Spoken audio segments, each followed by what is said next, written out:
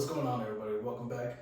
This is lesson number 3. Today we are talking about nutrition. My name is Dante Diaz, Strength PT. I am a certified personal trainer under ACE. If you guys have any questions, feel free to leave them down in the comments. Don't forget to use code DIA10 on HTLT, Harder Than Last Time, for amazing supplements, and under TLF for apparel. BA15 Dante Diaz. Now let's get started. So today's lesson 3, this is nutrition. And today's question that we're going to be asking is how to diet, why do diets fail, and what diet should I do? Everybody has different preferences, different goals, different requirements. And in the previous video, we were talking about how to hit your calorie maintenance, how to track, how to essentially be in a calorie deficit. Primarily, these first few episodes, I'm going to focus on losing weight, as primarily that is one of my specialties, because I have went down from 260 down to 180. And from 270 to 240 with more muscle mass than ever before. So, nutrition. What is nutrition? Nutrition is the food that you put in your body. Pretty simple. Nutrition is the macro and the micronutrients that you get from eating stuff. The macronutrients are things such as fat, protein, and carbs, with carbs being 4 calories per gram, protein being 4 calories per gram, and fat being 9 calories per gram, with alcohol, which is a weird macronutrient, alcohol being 7 calories per gram. There are no nutrition labels on alcohol, so trying to calculate how many calories on an alcoholic beverage is extremely hard, but not impossible. Micronutrients are things such as vitamins and minerals, things such as sodium intake, added sugar, dietary fiber, insoluble fiber. We were talking a lot about fiber. And how does this play into your diet? Well, some people need more fiber, and that's why in the last video I was promoting a crazy amount of intake in fiber, because it's going to help you stay regulated and help you maintain satiety throughout the day. But when it comes down to vitamins, that's a whole different topic. If your food is coming from mostly generally processed food, you'll be lacking a good amount of vitamins and minerals that you should be having on a daily basis. And when people are going on diets, it's generally recommended that you take a multivitamin to help you offset the amount of vitamins that you're not taking as you are transitioning. As you start to develop a better relationship with your nutrition, you can then, and you should have a relationship with food, but once you start developing better habits with your nutrition, you can then not need a multivitamin. A multivitamin is a tool, not a requirement. How to diet. According to the Standard American Diet, we are having a massive amount of processed food. This processed food includes a crazy amount of added sugar towards not only just drinks, but also includes added sugar towards food. That's weird, right? But it's highly palatable food that makes you want to have more. So when you are having, let's say, pizza has all 3 macronutrients: cheese, protein, dough, carbs, and grease or oil, fat. Beautiful taste. All this together is going to create a beautiful tasting food, and it's easy to overdose. Last night, because I didn't feel like cooking, because I had received some news that got me very upset, I ended up we went to the store and got this little, it's a big pie, but to the standard American person, you can eat that whole pie by yourself. But there's 6 servings in that pie. Those 6 servings, each serving has almost close to 400 calories. 6 times 4, the whole pie is about 2,000, 6 times 4? I think 2,400 calories. But even so then I had to divide the pie in half, because then I gave my wife half of the pie and I had half of the pie. And that's 1,200 calories. Not to mention the fact that I'm only supposed to be eating 1,500 calories, as my maintenance is 2,000. It's a pretty number, and that's not the actual number, but you get what I'm saying. That half a pie was my daily maintenance. Thank God I did my cardio that day, so this way I can help increase how many calories I can have.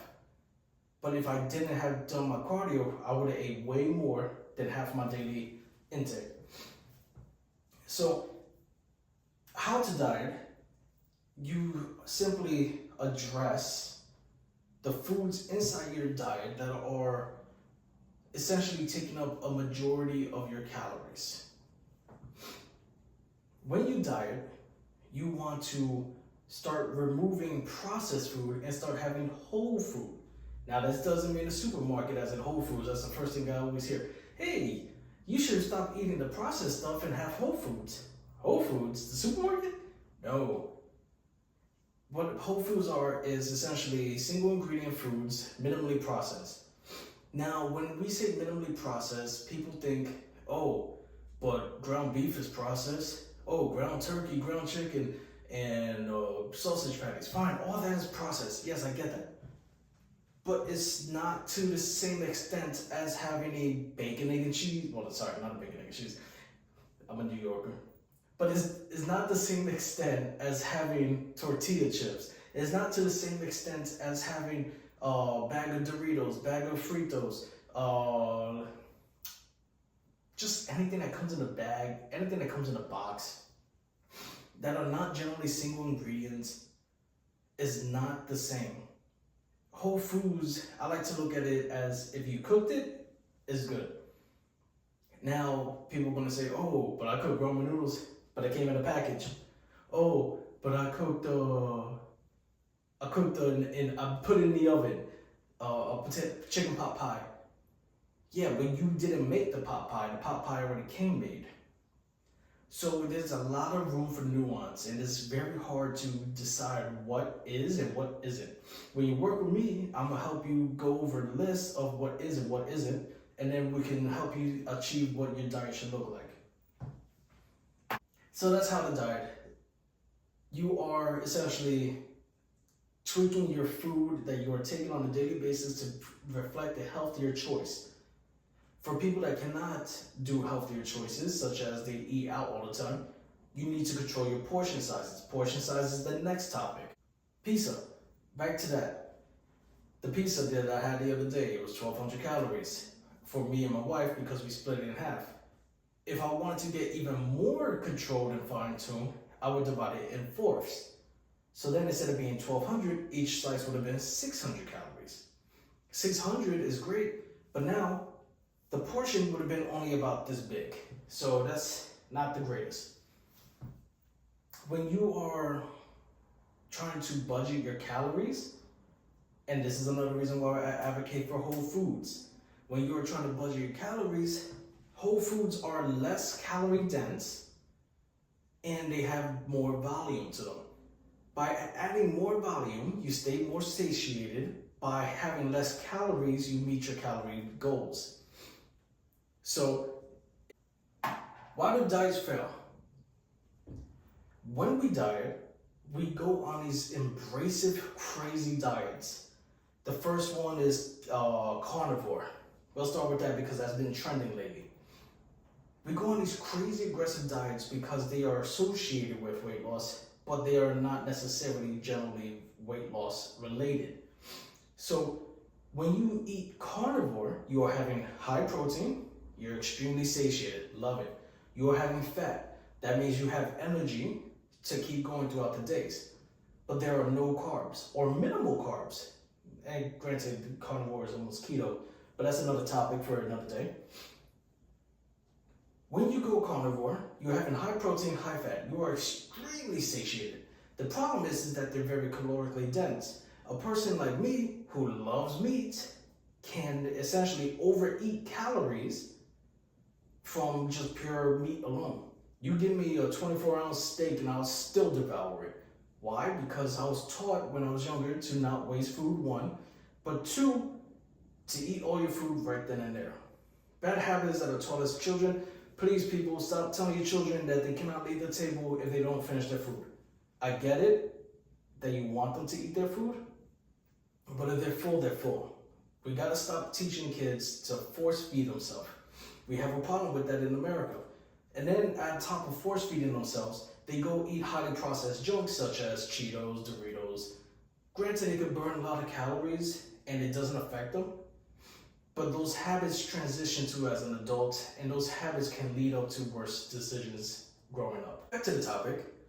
So diets fail because we go on aggressive diets. So now we're having no carbs, and these no carbs are associated with weight loss. Why? Because when you're not eating carbs, you're not retaining water. When you're not retaining water, you're going to lose water weight. There is a theory that water weight is relatively about 20% of your body weight. So if you weigh, we're going to use a ugly number, 300 pounds. If you weigh 300 pounds, you could roughly lose 30 pounds of just pure water weight. But that doesn't mean that that's fat loss. That's weight loss. That's weight manipulation. So this is why you don't want to do stuff such as carnivores for weight loss. You do carnivore for health purposes, such as if you're anemic or you're iron deficient, but you don't do it for weight loss purpose. Another one is keto. You are having no carbs, high protein, high fat. It's almost the same thing as carnivore, but there's a little bit of different rules in carnivore. Carnivore is like all animal-based products, while keto doesn't necessarily have the animal restriction. When you do keto, most people do keto for weight loss purposes, and that is because as soon as you stop eating the carbs, you start dropping the weight. There's a theory out there that says that when your body weight is roughly 20% of water.